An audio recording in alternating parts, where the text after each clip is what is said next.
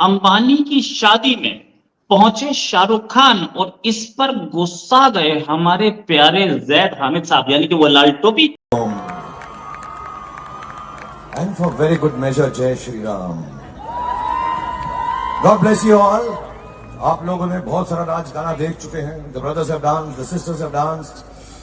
क्या शाहरुख खान ने जय श्री राम बोल दिया तो इतना बड़ा गुनाह हो गया कि वो लाल टोपी को बुरा लग गया और उन्हें ट्वीट करना पड़ा? मुझे नहीं पता जैद हामिद साहब को क्या प्रॉब्लम है, वो पूरा दिन यही ढूंढते रहते हैं कि कुछ नेगेटिव बोलने को मिल जाए उन्हें। जो लोग राम मंदिर जाने में परेशान हो रहे थे, जो दिक्कत कर रहे थे, आज वो जय श्री राम के नारे लगा रहे हैं और घर वापसी की तरफ इन लोगों ने धीरे धीरे कदम बढ़ाना शुरू कर दी। अगर हम अपनी शादी के किसी त्योहार को देख लें तो आपको पता है मायूं की रस्म होगी, गोद भराई की रस्म होगी, ये सारे इंडियन कल्चर हैं, ये पाकिस्तानी कल्चर नहीं है। नहीं, अब नहीं है, पहले थे, लेकिन अब जो काफी ज्यादा इंडिया से ही अडॉप्ट किया जा रहा है, उन्हीं को देख के कॉपी किया जा रहा है।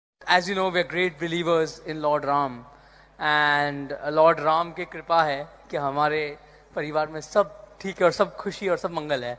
जय Shri Ram. Jai Shri Ram, and I pray for all of you, your whole family, to always be happy. सिर्फ अनंत अंबानी की वेडिंग में ही जय श्री राम नहीं बोला उन्होंने, पीछे कुछ टाइम से वो धीरे घर वापसी की तरफ कई स्टेप्स लेते जा रहे हैं। जिस तरह हम इंडियन कल्चर को या दूसरी कंट्रीज के कल्चर को फॉलो करते हैं, हमारा अपना कल्चर भी होना चाहिए, हम उसे भी फॉलो करें। लेकिन अनफॉर्चुनेटली मुझे लगता है कि हमने अपने कल्चर को, अपनी पहचान को कहीं पीछे छोड़ दिया है।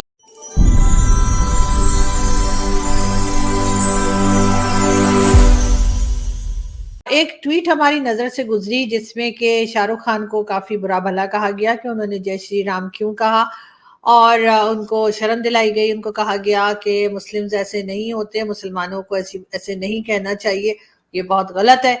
और इसके लिए यकीनन शाहरुख खान जो हैं वो सबसे बड़े कसूरवार हैं कि उन्होंने जय श्री राम का। और ये बातें किसने कही?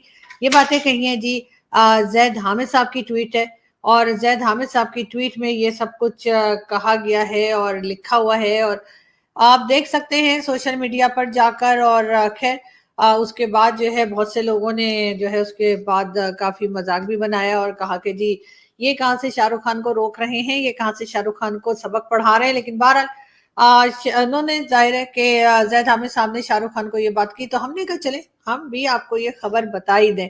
लेकिन बहरहाल ऐसा कुछ नहीं है, और जय श्री राम कहने से कोई मुसलमान जो है वो खतरे में नहीं आ जाता। मेरे ख्याल है ये बात जैद हामिद साहब को समझनी ही चाहिए। खैर हम आगे बढ़ते हैं, और जैसा कि आप जानते हैं कि शहबाज शरीफ साहब, जी हाँ, जो कि अब प्राइम मिनिस्टर ऑफ पाकिस्तान बन चुके हैं, उन्होंने जी ओथ भी ले लिया है। जी हाँ, ओथ ले लिया है। लेकिन ये कि नवाज शरीफ साहब काफी उदास और परेशान लग रहे हैं। शहबाज शरीफ साहब ने जो है अपनी तकरीर में पहले दिन ही जो है वो ना तो बात की पाकिस्तान में वो प्रॉब्लम्स को सॉल्व कैसे करेंगे, किस तरह से पड़ोसियों के साथ अपने टर्म्स को बेहतर करेंगे, जो कि हमेशा से नवाज शरीफ साहब कहते रहे कि अगर वो प्राइम मिनिस्टर बन गए तो सबसे पहले वो जितने भी हमारी नेबरिंग कंट्रीज हैं, चाहे वो ईरान हो, अफगानिस्तान हो, भारत हो या चाइना हो, सबके साथ अपने टर्म्स को ठीक करेंगे। ये बात कई बार नवाज शरीफ साहब ने कही।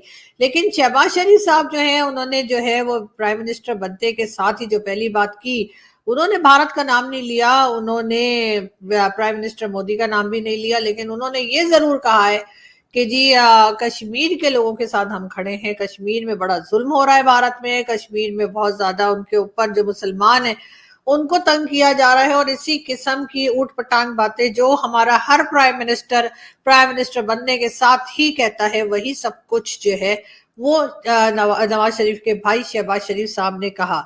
इसका मतलब ये कि चाहे वो नवाज शरीफ साहब जब प्राइम मिनिस्टर बनते हैं तब, चाहे इमरान खान आते हैं, शहबाज शरीफ आते हैं, या अनवारुल हक काकड़ जो कि केयर टेकर प्राइम मिनिस्टर थे वो आते हैं, चाहे इनमें से कोई भी आता है, वो आते के साथ ही कश्मीर कश्मीर कश्मीर का गाना गाता है। इससे साफ पता लगता है कि स्क्रिप्ट राइटर एक ही है।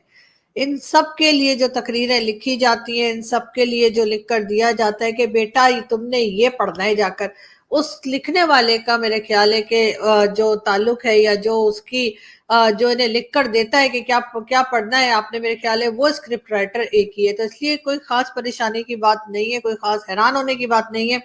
यकीनन जब शहबाज शरीफ साहब जो हैं वो हटेंगे प्राइम मिनिस्टरशिप से, उसके बाद वो वही करेंगे जो इमरान खान ने किया था। इमरान खान ने क्या किया था आपको याद है कि इमरान खान साहब जब प्राइम मिनिस्टरशिप से हटे और उसके बाद उन्होंने जब अपनी पॉलिटिकल रैलीज वगैरह की थी, उसमें इमरान खान ना सिर्फ ये कि पीएम मोदी की तारीफें करते दिखाई दिए, उनका कहना था कि जी वो बहुत ही अच्छे इंसान हैं, वो जी करप्शन नहीं करते, उनकी बाहर कोई प्रॉपर्टीज नहीं है, बहुत इस तरह की बातें इमरान खान ने की। और यही बातें जो है उससे पहले भी जो प्राइम मिनिस्टर रहे पाकिस्तान के, जब वो चले जाते हैं प्राइम मिनिस्टरशिप से, उसके फौरन बाद ही उनको भारत में 100 तरह की अच्छाइयां दिखनी शुरू हो जाती। सर, अगर हम एनालिसिस करें इंडिया और पाकिस्तान के कल्चर का, तो आप मेजर फर्क क्या देखते हैं दोनों कंट्रीज के कल्चर में?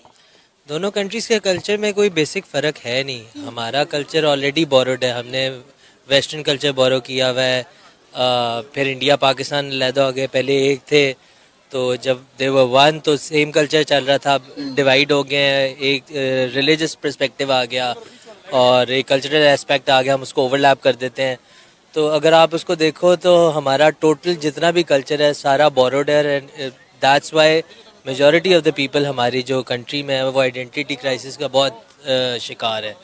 We don't know how to dress up, हम कभी वेस्टर्न की तरफ भागते हैं, कभी हम ईस्टर्न की तरफ भागते हैं, तो वो एक हम we are going through that dilemma. आहिस्ता आहिस्ता I think with passage of time ये चीज़ें ठीक हो जाएंगी, अभी इट्स टेकिंग टाइम। इस्लामाबाद का तो बिल्कुल कल्चर था, लाहौर हैड इट्स हिस्ट्री, एक कल्चर था, तो वो भी अब मुझे लगता है कहीं ना कहीं गुम गया है। जिस तरह बाहर की सिटी से लोग आना शुरू हुए हैं, सेटलमेंट्स होना शुरू हुई हैं, लाहौर ओरिजिनल लाहौर नहीं रहा।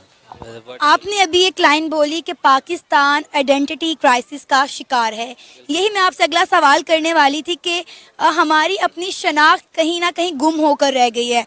अगर हम अपने पहनने ओढ़ने खाने पीने को कंपैरिजन कर रहे हैं इंडिया के साथ, तो आपको नहीं लगता कि 95% हम इंडियन कल्चर से इंस्पायर हैं और हमने उसी को ही अडॉप्ट किया हुआ है? 70 साल पहले पार्टीशन तो हो गई, पाकिस्तान बन गया हिंदुस्तान से अलग होकर, लेकिन आपको नहीं लगता कहीं ना कहीं हमारे अंदर अभी भी वो सकाफत, वो रस्म और रिवाज बाकी हैं, हम उन्हीं को ही फॉलो कर रहे हैं, हमारी अपनी कोई पहचान नहीं हम बना सके? जाहिर बात है जी, हमारे जो बड़े थे, हमारी ब्लड में लाइन में जो भी चीज़ें चलती आ रही हैं, हमारी हिस्ट्री में जो फैमिली हिस्ट्री में चीज़ें चलती आ रही हैं, वो सारी वही हैं जो वहाँ इंडिया में थी। जितने माइग्रेंट्स हैं इंडिया से, 47 में मेरे दादा वगैरह थे माइग्रेट किए थे, तो जो वो वहाँ से रस्में लेके आए हैं वो फैमिली के अंदर वो तो रही तो हैं। आज भी जब शादियाँ होती हैं या कोई त्यौहार होते हैं तो हम उनको फॉलो करते हैं।